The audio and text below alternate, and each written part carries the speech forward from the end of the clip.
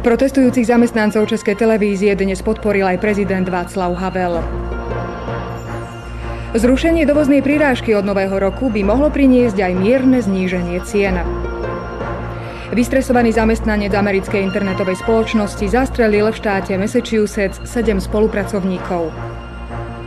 Pracovné zaťaženie Slovákov sa za posledných 10 rokov niekoľkonásobne zvýšilo. Štatistiky o vplyve stresu na naše zdravie však zatiaľ neexistujú.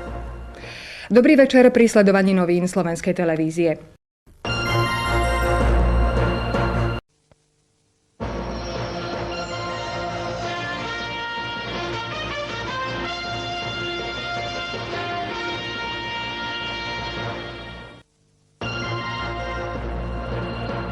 Toľko teda scenár správ. Viac informácií prinesieme večer v novinách STV. Už sa na vás teším. Dovidenia.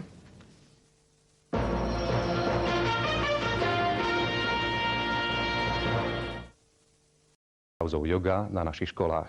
Podrobnejšie v hlavnej spravodajskej relácii. Príjemne prežite zajtrajší voľný deň. Stretneme sa opäť vo štvrtok.